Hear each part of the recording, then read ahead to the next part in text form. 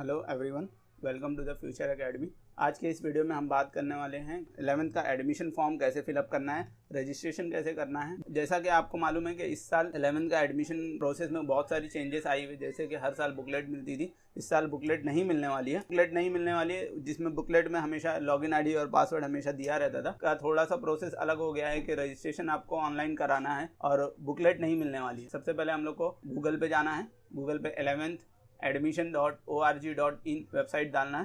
तो जैसे ही 11th admission डालते हैं वेबसाइट मिलेगी 11th admission.org.in। इसके ऊपर क्लिक करेंगे। उसके बाद हमारे को यहाँ पर साइड में मुंबई रीजन सेलेक्ट करना है। मुंबई, पुणे, नागपुर, नासिक, औरंगाबाद, अमरावती, ये जिस रीजन में भी आपको फॉर्म भरना है उस रीजन को क्लिक करना है। रीजन पर क्लिक करने के बाद एक नया पेज ओपन होएगा। इस पेज में आप देख सकते हैं यहाँ पे बहुत सारी चीज़ें हैं। 11th एडमिशन टाइम टेबल दिया हुआ है कि नया शेड्यूल कब होने वाला है। यहाँ पर यह है कि प्रैक्टिस रजिस्ट्रेशन पीरियड 16 to 24 जुलाई तक है। तो यहाँ पर आप अपना प्रैक्टिस सेशन कर सकते हैं कि आपको कैसे फॉर्म भरना है, उसमें कुछ डिटेल क्या क्या लगने वाली हैं, कुछ उसके अंदर गलती ना हो फाइनल रजिस्ट्रेशन में। तो हम लोग यहाँ पर देखते हैं मॉक डेमो रजिस्ट्रेशन कैसे किया जाता है। तो इसके अंदर हम लोग को पहले ही लिखा हुआ है कि ये वेबसाइट अवेलेबल है 16 से 24 तक, और इसके अंदर जितना भी डेटा इसके अंदर जितना भी डेटा रहेगा वो डेटा 24 जुलाई के बाद डिलीट हो जाएगा। तो सबसे पहले हम लोग को यहाँ पर एप्लीकेशन स्कूल एरिया, जैसे हम लोग को बताना है कि हम लोग महाराष्ट्र जहाँ पर भी हमारा स्कूल था वो मुंबई में था या नहीं था, तो विद इन सिटी एरिया है या आउटसाइड एरिया है, मुंबई रीजन के आउटसाइड के थे हम लोग, या फिर आउटसाइड महाराष्ट्र स्टेट के थे। तो ये तीन ऑप्शन है। अगर आप मुंबई रीजन के अंदर के हैं तो यहाँ पर within the Mumbai region area select करेंगे, अपने ही एरिया में सेलेक्ट करेंगे। और उसके बाद एप्लीकेशन स्टेटस में आपको फ्रेशर सेलेक्ट करना है अगर आप पहली बार 10th का एग्ज़ाम दिए हैं और पास आउट हुए हैं। अगर आपने 17 नंबर फॉर्म भरा है फर्स्ट टाइम और आप पास आउट हो चुके हैं तो उसमें ही आपको फ्रेशर ही सिलेक्ट करना है। लेकिन आप रिपीटर हैं, सेकंड टाइम या थर्ड टाइम आपने 10th का एग्ज़ाम दिया है तो आप रिपीटर सेलेक्ट करेंगे। अदरवाइज प्रीवियसली पास हैं, अगर आप 2020 मार्च 2020 से पहले अगर पास हैं तो प्रीवियसली पास सेलेक्ट करेंगे। यहाँ पे जैसे मैं फ्रेशर सेलेक्ट कर रहा हूँ। नेक्स्ट आपको सेलेक्ट करना है कि आपका जो 10th स्टैंडर्ड का बोर्ड था, एग्जामिनेशन बोर्ड, वो कौन से बोर्ड से आपने 10th दिया है। जैसे SSC, CBSE, ICSE या IGCSE या NIOS बोर्ड, जो भी बोर्ड था आपका वो सिलेक्ट करना है। यहाँ पर मैं SSC सिलेक्ट करता हूँ। तो यहाँ पर मुझे एक, जैसे मैं अलग बोर्ड सेलेक्ट करता हूँ, यहाँ पर डेटा जो है हम लोग को खुद से फिल करना पड़ेगा, सीट नंबर, रोल नंबर और कौन से ईयर में पासिंग है कौन, तो ये सब चीज़ें आपको खुद ही फिल करना है। लेकिन अगर जैसे मैं 10th स्टैंडर्ड का सेलेक्ट करता हूँ तो इसके अंदर मुझे यहाँ पर आ रहा है गेट SSC डेटा। जैसे कि आप देख रहे हैं कि मैं इसमें एक सीट नंबर डाल रहा हूँ, ये आपको दिखेगा नहीं क्योंकि मैं इसको ब्लर कर दिया हूँ। उसके बाद आपको क्या करना है, जैसे ही आप गेट SSC डेटा पर क्लिक करते हैं ऑटोमेटिकली पूरा जो डेटा है हमारा वो आ जाएगा यहाँ पर। और उसके बाद आपको एक मोबाइल नंबर डालना है। आपको यहाँ पर एक मोबाइल नंबर और ईमेल आईडी डालने के बाद आपको एक सिक्योरिटी क्वेश्चन सेलेक्ट करना है। तो सिक्योरिटी क्वेश्चन में हम लोग what is your favourite teacher, तो यहाँ पर हम लोग डालते हैं फ्यूचर। नेक्स्ट हम लोग को पासवर्ड सेलेक्ट करना है। एक पासवर्ड आप लोग अपने सूटेबल कोई भी पासवर्ड आप यहाँ पर डाल सकते हैं। जो पासवर्ड का लेंथ है मिनिमम 8 डिजिट के ऊपर रहना चाहिए। उसके बाद आपको ये एक कैप्चा है उसको टाइप करना है। कैप्चा टाइप करने के बाद मैं कैप्चा डालता हूँ। उसके बाद हम लोग को रजिस्टर पे क्लिक करना रहेगा। रजिस्टर करने के बाद ही एक हमको आईडी और पासवर्ड मिल जाएगा। वो आईडी और पासवर्ड को हम लोग को याद रखने का है। आप उसका स्क्रीनशॉट ले सकते हैं या फिर फ़ोटो ले सकते हैं। उसके बाद आपको ये जो लॉगिन आईडी मिल रहा है, ये लॉगिन आईडी और जो आपने पासवर्ड डाला है वो दोनों से आपको क्या करना है, प्रोसीड करके लॉगिन करना है। ठीक है, अभी हम लोग आ गए हैं लॉगिन वाले पेज पे। हमने रजिस्ट्रेशन कर लिया। रजिस्ट्रेशन के बाद आगे लॉगिन कैसे करना है वो हम लोग देख रहे हैं। तो यहाँ पर जो भी मुझे लॉगिन आईडी मिली थी वो लॉगिन आईडी में डालता हूँ इसमें। और उसके बाद जो मैंने पासवर्ड वहाँ सेलेक्ट किया था वहाँ पर मैं पासवर्ड डालता हूँ। पासवर्ड डालने के बाद हम लोग को यहाँ पर एक कैप्चा दिख रहा है। वो कैप्चा हम लोग को जैसे जो भी नंबर है कैप्चा में जो भी चीज़ें दी हुई है वो सेम एज इट इज़ वहाँ पर डालना है। और उसके बाद उसको लॉगिन पर क्लिक करना है। लॉगिन होने के बाद जैसे ही लॉगिन करेंगे तो यहाँ पर हम लोग को एक लिख कर आ रहा है रजिस्ट्रेशन फॉर्म पार्ट 1 इनकम्प्लीट। तो इसके अंदर हम लोग को क्या करना है कि अपने जो फॉर्म है फॉर्म फिलअप करना है। फॉर्म फिलअप करने के लिए हम लोग यहाँ पर एप्लीकेशन फॉर्म में जाएंगे।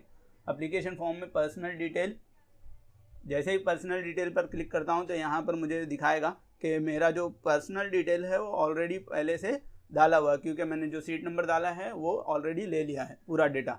तो अभी मुझे जाना है, नेक्स्ट पर जाना है।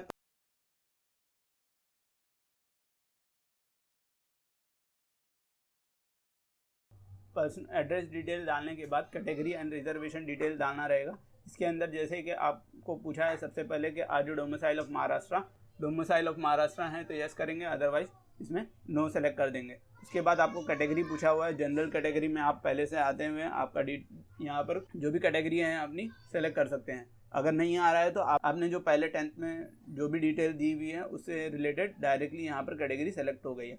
उसके बाद आपसे पूछा जा रहा है कि आपके पेरेंट्स जो हैं सर्विसमैन या एक्स सर्विसमैन कैटेगरी से बिलोंग करते हैं, तो आप अगर हैं तो यस करेंगे, अदरवाइज नो सेलेक्ट करेंगे। जैसे ही हम यस सेलेक्ट करते हैं तो यहाँ पर हम लोग को कॉपी ऑफ जो भी सर्टिफिकेट लगने वाला है वो बता दिया जा रहा है। अगर आपके पास वो सर्टिफिकेट है तो यस करिए, अदरवाइज नो सेलेक्ट कर दीजिए। उसके बाद पूछ रहा है कि आपके पेरेंट्स ट्रांसफ़र हुए हैं ऑनलाइन प्रोसेस एरिया में। जैसे आप मुंबई में भर रहे हैं तो मुंबई में आपके पेरेंट्स जो हैं ट्रांसफ़र हुए हैं, अगर हुए हैं तो यहाँ पर ये सर्टिफिकेट रिक्वायर्ड रहेगा, आप यस सेलेक्ट कर दें, अदरवाइज नो सेलेक्ट कर दें। उसके बाद आपसे पूछा जा रहा है कि आपके ग्रैंड पेरेंट्स फ्रीडम फाइटर में से हैं, अगर हैं तो यस सेलेक्ट करिए। आपको दिखा देगा कि कौन से डॉक्यूमेंट आपको अटैच करने हैं, अदरवाइज नो सेलेक्ट कर दीजिए।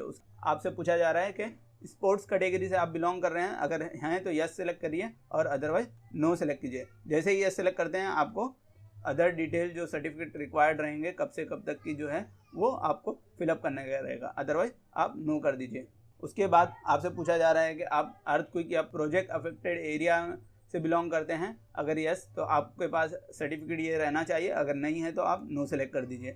उसके बाद आपसे पूछा जा रहा है कि आप यतीम हैं या ऑर्फन हैं, तो अगर हैं तो आप यस सेलेक्ट कर दीजिए। 10% कोटा एडमिशन प्रोसेस कोटा में रिजर्व कैटेगरी है, आपको ऑर्फन सर्टिफिकेट रिक्वायर्ड रहेगा। अगर आपके पास है तो आप यस सेलेक्ट कर दीजिए, अगर आप यतीम नहीं है तो नो सेलेक्ट कर दीजिए यहाँ पे।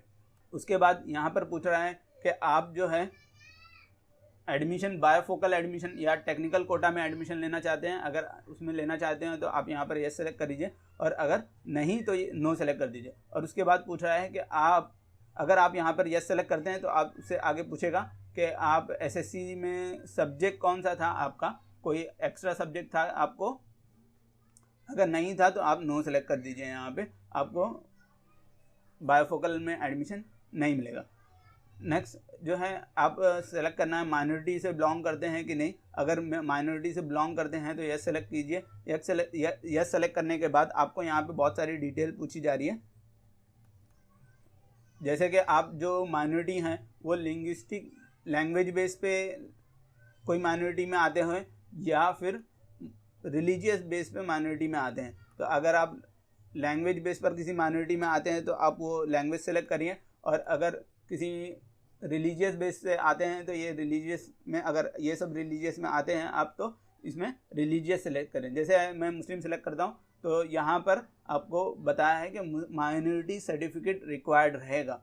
अगर आप कुछ भी नहीं सिलेक्ट करते हैं तो यहाँ पर अगर आप कोई भी कैटेगरी से बिलोंग नहीं करते माइनॉरिटी के, तो आप यहाँ पर नो सेलेक्ट कीजिए, कोई भी आपको सर्टिफिकेट रिक्वायर्ड नहीं रहेगा। उसके बाद आप सेव एंड। इसके बाद नेक्स्ट पूछा जा रहा है कि do you want to take admission in house quota. अगर आप इन हाउस कोटा में एडमिशन लेना चाहते हैं, कॉलेज के जिस स्कूल में पढ़ते थे उसमें 11th 12th का एडमिशन अगर आप इन हाउस में लेना चाहते हो तो यहाँ पर यस सेलेक्ट करिए, अदरवाइज नो सेलेक्ट करें। ये सब कैटेगरी डिटेल आपको सिलेक्ट करने के बाद, फिल करने के बाद आपको सेव एंड नेक्स्ट पर क्लिक करना है। सेव एंड नेक्स्ट पर क्लिक करते हैं तो आपको डायरेक्टली आपका फॉर्म आ जाएगा, फिलअप हुआ रहे। अगर आपने किसी सर्टिफिकेट के लिए दिया है तो आपको सर्टिफिकेट अपलोड करनी रहेगी। जैसे कि यहाँ पे आप देख सकते हैं क्वालिफिकेशन डिटेल कैटेगरी के बाद qualification detail and document verification है डिटेल है, लेकिन यहाँ पर आपको नहीं रिक्वायर्ड है क्योंकि आपका जो डेटा है वो ऑलरेडी ऑटोमेटिक सर्वर पे आ गया है। तो उसके बाद आपको ये अपना पूरा फॉर्म चेक करना है कि किसी इसमें कोई मिस्टेक वगैरह नहीं है, जो भी चीज़ें डाली चेंज कर सकते हैं अभी। और उसके बाद आपको एक डिक्लेरेशन चेकबॉक्स है, इस पर क्लिक करना है और उसके बाद सबमिट एप्लीकेशन फॉर्म करना है। तो अगर आपको अभी कुछ चीज़ें चेंज करनी है तो आप अभी इस पर सबमिट ना करें। तो उसके बाद आपको क्या करना है, फॉर्म सबमिट होने के बाद आपको जाना है स्टेशन में। सबमिट हो जाता है उसके बाद आपको यहाँ देगा कि चेक डॉक्यूमेंट वेरिफिकेशन स्टेटस। आप क्या कर सकते हैं कि आपका डॉक्यूमेंट वेरिफिकेशन स्टार्ट कब से होगा, 26 जुलाई के बाद से चालू होगा, उससे पहले आप कुछ भी इसमें नहीं कर सकते हैं। इसके अंदर आप और मिसलिनियस में क्या क्या चीज़ें देख सकते हैं, कर सकते हैं, उसके अंदर हम लोग देख रहे हैं कि चेक डॉक्यूमेंट वेरिफिकेशन स्टेटस, आपका स्टेटस डॉक्यूमेंट वेरिफिकेशन का कहाँ तक पहुँचा है, क्या क्या चीज़ें हुई हैं, क्या क्या नहीं हुई, वो इस कॉलम में आप यहाँ पर आकर चेक कर सकते हैं। उसके बाद फीस पेमेंट रजिस्ट्रेशन है, पे रजिस्ट्रेशन फ़ीस, यहाँ पर जाने के बाद आपका फॉर्म फिलअप, यहाँ पर जाने के बाद आपको एप्लीकेशन नंबर आपका देख सकते हैं यहाँ पर, और उसके बाद आपको क्या करना है कि 150 रुपीज़ पे करना है। 150 कॉलेज से बुकलेट लेते थे, उसकी एक फ़ीस पेमेंट होती थी बुक की, उसके अंदर आपको आईडी और पासवर्ड दिया रहता था। लेकिन यहाँ पर इस साल बुकलेट की रिक्वायरमेंट नहीं है, लेकिन आप जो ऑनलाइन रजिस्ट्रेशन कर रहे हैं, रजिस्ट्रेशन करने के बाद उसके जो चार्जेस हैं 150 रुपीज़ वो आपको ऑनलाइन पे करने के रहेंगे। तो उसके लिए आपको यहाँ पे प्रोसीड टू पे करना है। उसके बाद आप अलग अलग मेथड से, डेबिट कार्ड से या नेट बैंकिंग से, किसी भी तरीके से आप उसको फ़ीस पेमेंट कर सकते हैं। उसके बाद आप फ़ीस पेमेंट कर सकते हैं। उसके बाद आप पेमेंट हिस्ट्री देख सकते हैं कि कंप्लीट हुआ कि नहीं हुआ। जैसे मैं यहाँ देख रहा हूँ तो फ़ीस पेमेंट प्रोसेसिंग, यहाँ पर अभी फ़ीस पेमेंट हुआ नहीं है मेरा। उसके बाद यहाँ पर कोई, यही थी कुछ बातें जो आपको हम बताना चाह रहे थे इस वीडियो के ज़रिए कि फॉर्म कैसे फिलअप करते हैं, रजिस्ट्रेशन कैसे करते हैं। अगर वीडियो पसंद आए तो इसे लाइक करें, अपने दोस्तों के साथ शेयर करें ताकि उनकी भी हेल्प हो सके। Thanks for watching this video. अगर आप चैनल पर नए हैं तो सब्सक्राइब करें और वीडियो को वाइडली शेयर करें।